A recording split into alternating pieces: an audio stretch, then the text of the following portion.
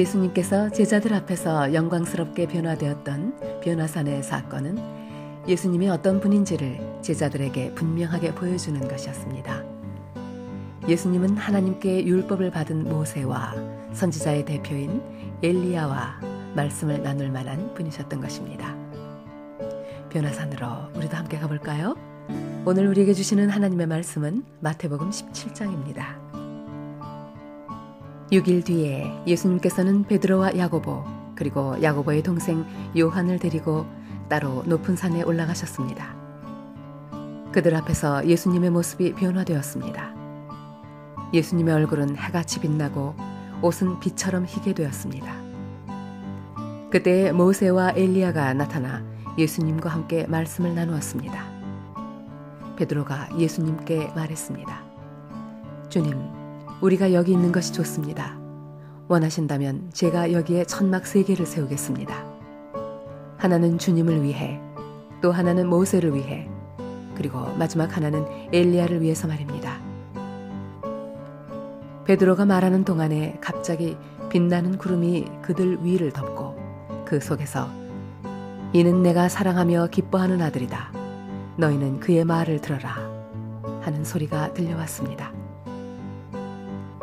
제자들이 그 소리를 듣고 얼굴을 땅에 대고 엎드리며 무서워하였습니다. 예수님께서 그들에게 오셔서 어루만지시며 말씀하셨습니다.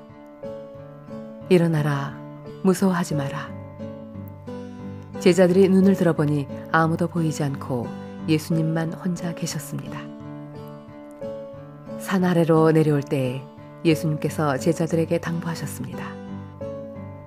인자가 죽음에서 다시 살아날 때까지 너희가 본 것을 아무에게도 말하지 마라.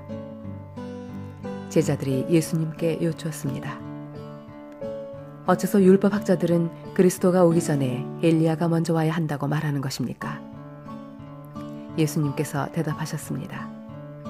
엘리야가 와서 모든 것을 회복시킬 것이다. 그러나 내가 너희에게 말한다.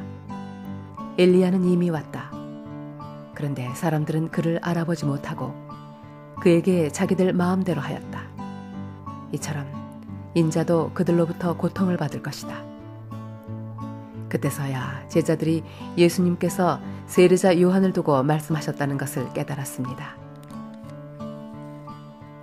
예수님과 제자들이 사람들에게 갔을 때 어떤 사람이 예수님께 와서 무릎을 꿇고 절을 하며 말했습니다.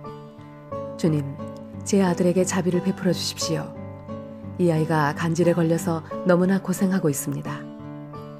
이 아이는 가끔 불에도 뛰어들고 물에도 뛰어듭니다. 제가 이 아이를 제자들에게 데리고 왔었는데 고칠 수 없었습니다.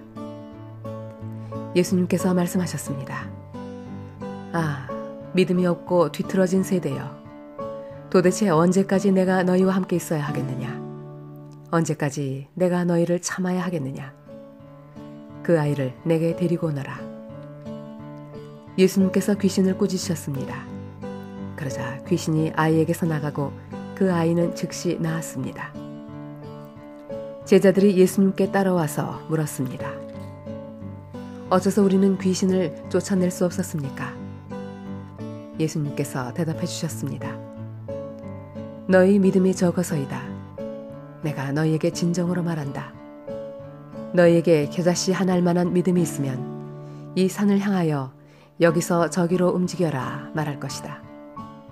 그러면 산이 움직일 것이다. 너희가 못할 일이 아무것도 없을 것이다. 제자들이 갈릴리에 모여 있었을 때 예수님께서 그들에게 말씀하셨습니다. 인자가 사람들의 손에 넘겨질 것이고 사람들은 그를 죽일 것이다. 그러나 3일째 되는 날에 다시 살아날 것이다. 그러자 제자들은 몹시 슬퍼하였습니다. 예수님과 제자들이 가버나움에 이르렀을 때 성전세일을 걷는 사람들이 베드로에게 와서 물었습니다. 당신의 선생님은 성전세를 내지 않습니까? 베드로가 대답했습니다. 내십니다. 베드로가 집에 들어가자 예수님께서 먼저 말씀을 꺼내셨습니다. 어떻게 생각하느냐, 시몬아? 이 세상의 왕들은 관세와 세금을 누구에게서 받느냐? 왕의 자녀들한테서냐? 아니면 다른 사람들한테서냐?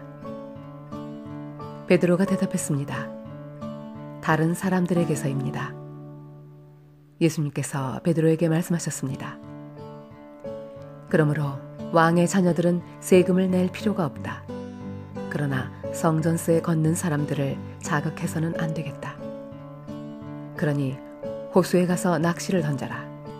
그리고 첫 번째 낚은 물고기의 입을 벌려보아라. 은돈 1개가 있을 것이다. 그것을 가져다가 성전세 걷는 사람에게 나와 네 몫으로 주어라. 아멘. 우리에게 주신 하나님의 말씀이었습니다. 영화로우신 주님, 사랑하는 한몸 가족들이 영화로우신 주님도 알고 고난과 죽음을 경험하는 주님도 알게 하소서. 이 모든 사건들 속에서 부활 승리하신 주님을 따라 늘 승리하게 하소서. 존귀하신 예수님의 이름으로 기도드립니다. 아멘.